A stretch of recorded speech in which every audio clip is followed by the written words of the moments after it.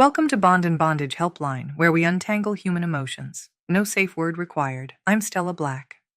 Hit the like and subscribe buttons for your weekly glimpse behind the curtain of human behavior.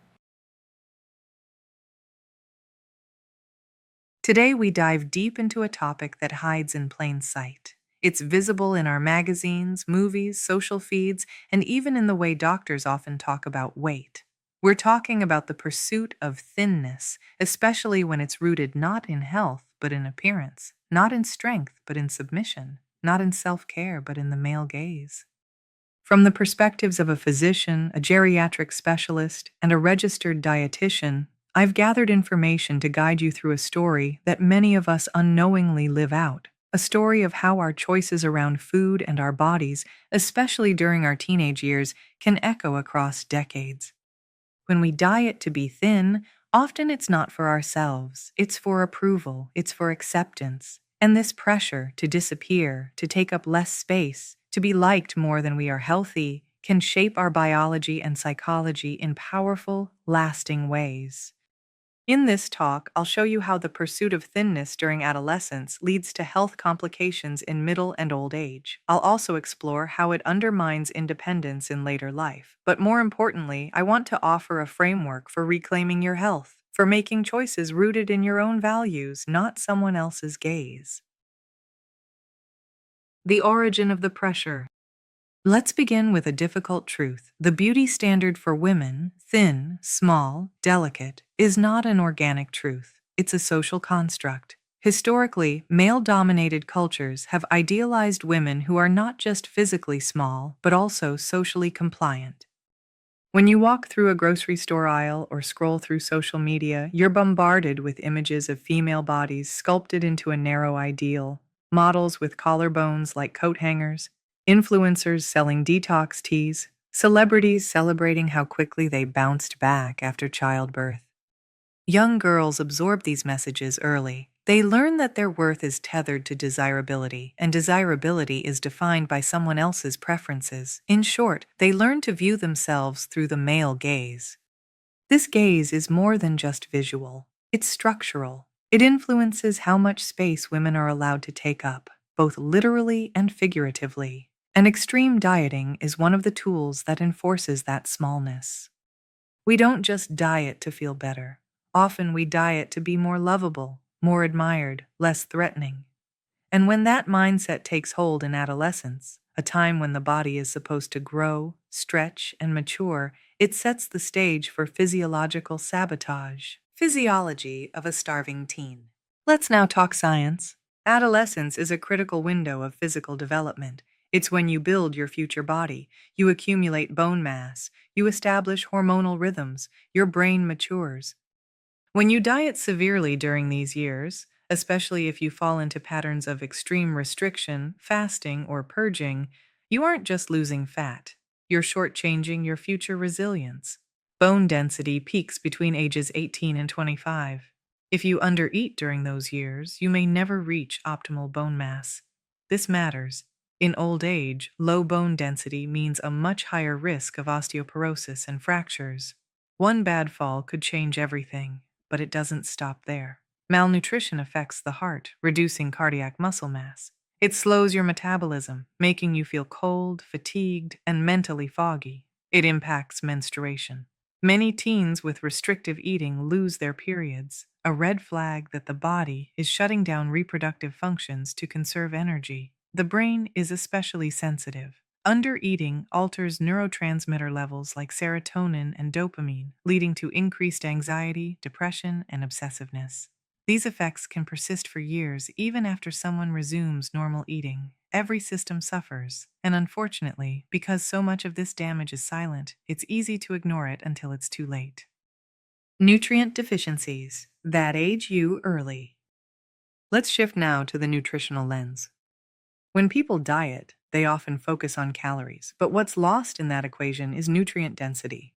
If you're eating fewer than 100-200 calories a day, it is nearly impossible to meet your needs for vitamins and minerals. Take calcium. Without enough calcium, and without vitamin D to absorb it, your bones become porous and weak. You might not feel it now, but your 70-year-old self will. Hip fractures in elderly women are strongly linked to poor nutrition in adolescence. Iron is another culprit. Teenage girls are at high risk of iron deficiency anemia, especially if they menstruate and undereat. Chronic anemia isn't just about tiredness, it affects cognitive function, immune health, and long term brain aging. Vitamin B12 and folate are critical for DNA synthesis and brain function. Deficiencies, which are common in those who avoid animal products without careful planning, have been linked to higher rates of dementia later in life. Protein matters too. Low protein diets, often a byproduct of extreme calorie restriction, impair muscle growth. The result? Less lean mass, more frailty in old age. When you're young, you think of health as a sprint. It feels like something you can get back if you lose it, but it's really a savings account. Every skipped meal, every avoided food group is a withdrawal. Emotional consequences across the lifespan. The emotional toll of dieting is harder to measure, but no less real. Extreme dieting trains the brain to fear food, to moralize hunger, and to mistrust the body. It disconnects you from your internal cues. It fosters black and white thinking. It makes you see your body not as a friend, but as a project or a threat. These thought patterns don't disappear with age. In fact, they often calcify. Many older women carry disordered eating habits into midlife and beyond. You may not call it an eating disorder, but if you constantly track calories, fear carbs, or feel guilt after eating dessert, the mentality is still there.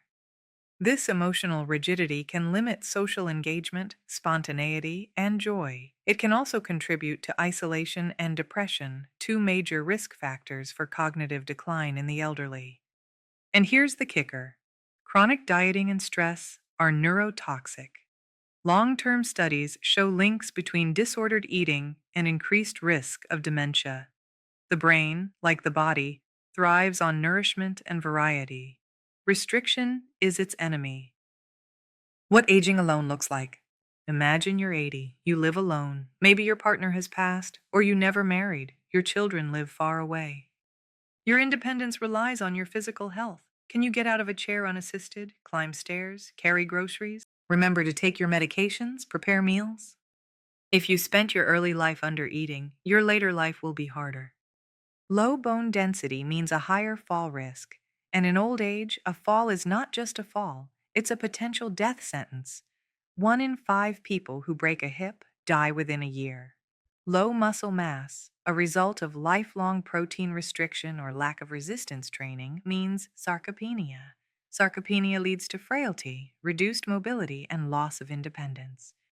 Malnutrition in old age often goes unnoticed. Seniors with a history of restrictive eating may not recognize hunger, or they may still avoid foods unnecessarily. That makes it harder to recover from illness or surgery. It also weakens the immune system, increasing vulnerability to infections. And then there's cognitive risk. Malnourished seniors are more likely to experience memory loss, confusion, and mood disturbances. In short, the body you build in your 20s is the body you rely on in your 70s. Reversibility and resilience.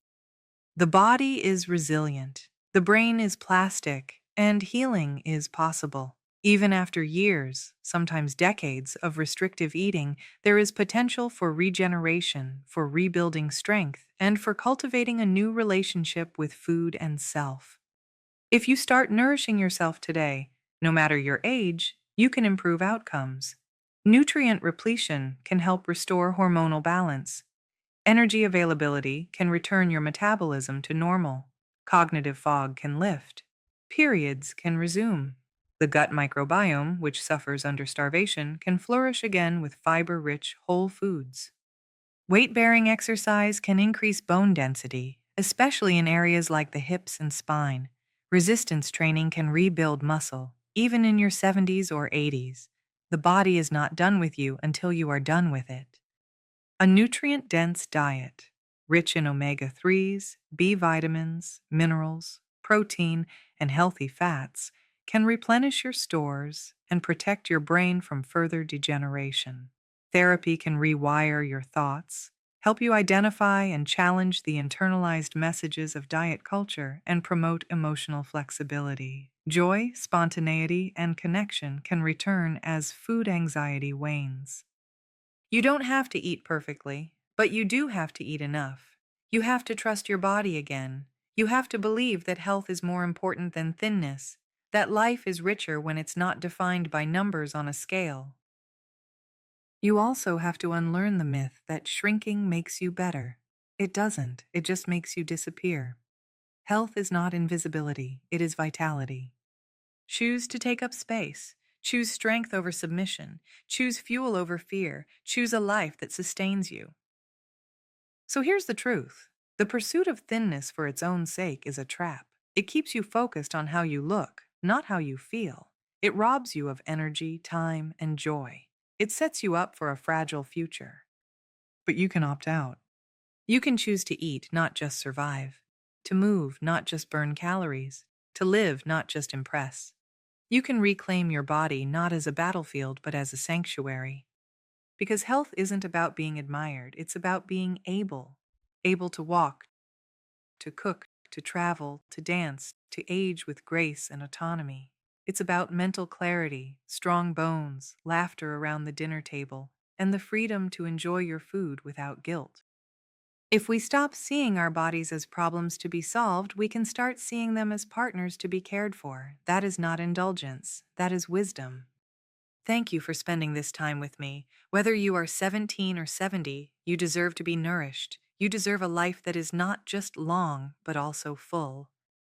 Clinicians see the hidden costs of disordered eating every day. They see the elderly woman who can't recover from a hip fracture because she never built enough bone density in her youth. They see the patient in her 60s with heart damage that began with an eating disorder she thought she grew out of. They see women who spent decades depriving themselves only to enter old age without the muscle or energy to enjoy retirement. If only more people understood that health is not weight, that thin is not a synonym for well, that food is not the enemy, and that taking care of yourself doesn't mean conforming to someone else's ideal. It means tuning into what your body actually needs. If only young people, especially girls, knew that their worth is not determined by their dress size, that it's okay to eat, that strength is beautiful, that joy is healthy, and if only older women knew it's not too late. Not too late to gain strength, not too late to repair, not too late to nourish, not too late to live differently. If you've spent years battling your body, I see you, and I'm here to tell you, it's not too late to make peace. That's enough for now. Your scars might be on the inside, but scar patches come in all shapes and sizes. Find your patch and protect them with your life. See you soon.